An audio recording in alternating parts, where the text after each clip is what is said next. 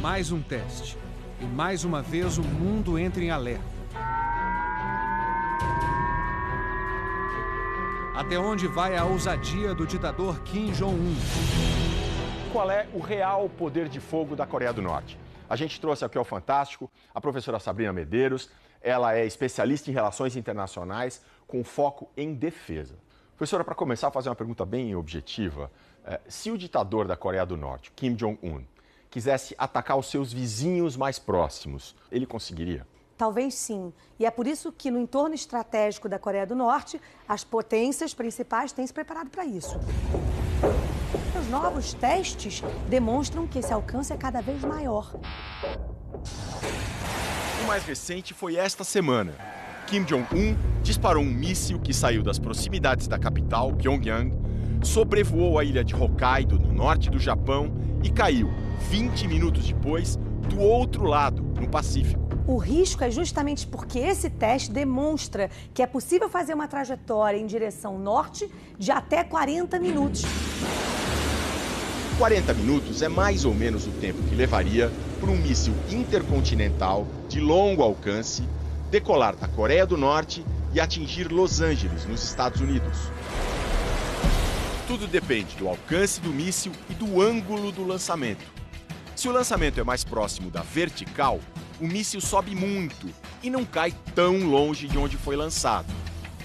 Mas se o lançamento do míssil de longo alcance for num ângulo mais raso, ele pode viajar bem mais, por exemplo, até a costa oeste americana. O míssil é só o meio de transporte para levar as ogivas, as bombas, que causam os estragos.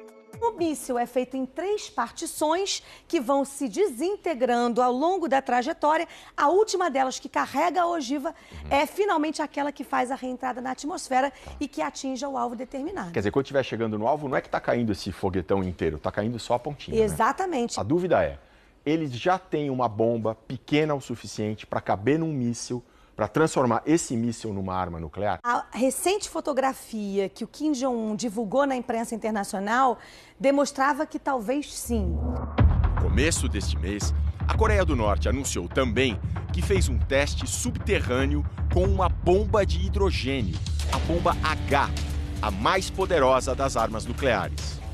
Mas o país é tão fechado que não dá para ter certeza. Na incerteza é que a possibilidade de guerra aumenta. Se for verdade, seria um enorme salto tecnológico. Então existe o risco do Kim Jong-un ter mísseis que podem ser carregados com bombas de hidrogênio. Absolutamente poderosas. E o que a gente sabe é que o estrago é amplo e irrestrito.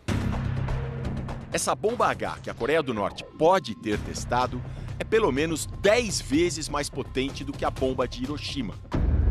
Usando uma ferramenta disponível na internet, a gente simulou a explosão da bomba de hidrogênio da Coreia do Norte sobre a cidade de São Paulo. Claro, não tem a menor chance disso acontecer. É só para a gente ter uma noção. Seriam mais de 500 mil mortos imediatamente, além de 2 milhões de feridos. Num raio de 500 metros, uma bola de fogo, radiação altamente letal em um raio de 1 quilômetro. Num raio de quase 4 quilômetros, um violentíssimo deslocamento de ar.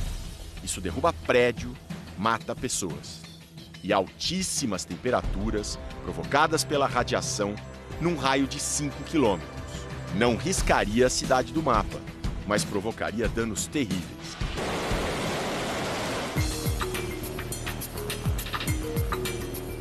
As bombas atômicas são as armas mais letais do ditador Kim Jong-un, mas o arsenal dele ainda tem muito mais itens.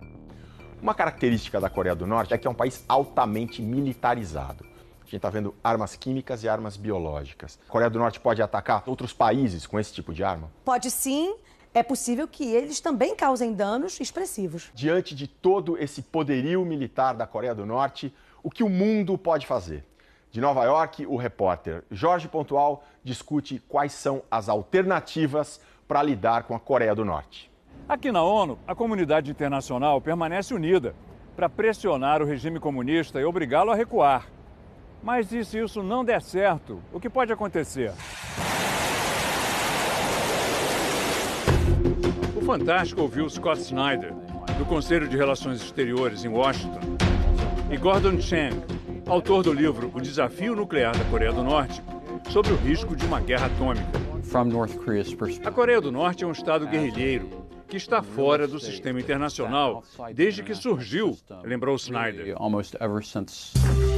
É uma situação que vem da Guerra da Coreia, em 1950, quando o Conselho de Segurança da ONU aprovou o ataque dos Estados Unidos à Coreia do Norte, que havia invadido a Coreia do Sul e capturado a capital, Seul.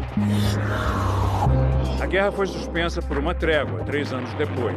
A Coreia do Norte ficou sob influência da então União Soviética e da China, e a Coreia do Sul ligada aos Estados Unidos. Nunca foi assinado um acordo de paz. Desde então, o regime norte-coreano mantém a população em mobilização permanente, sob o pretexto de que a guerra pode recomeçar a qualquer momento. Segundo Scott Snyder, os norte-coreanos sempre se consideraram fora do sistema internacional, o que deu a eles muita flexibilidade para usar opções diferentes e, ao mesmo tempo, fez com que fosse muito difícil controlá-los. Gordon Chang acredita que a China, que na Guerra da Coreia lutou contra os americanos e continua a ser o aliado mais próximo da Coreia do Norte, está por trás do surpreendente arsenal de Kim Jong-un. A China fornece tecnologia e componentes para o programa de mísseis e armas nucleares do ditador, diz ele. Para o escritor, se os Estados Unidos impusessem sanções contra os bancos chineses por financiarem a Coreia do Norte, seria possível desarmar o regime de Kim Jong-un. Pequim tem o poder de influenciar as autoridades norte-coreanas contra Kim Jong-un, diz Chang. E aí, ele não conseguiria mais governar o país.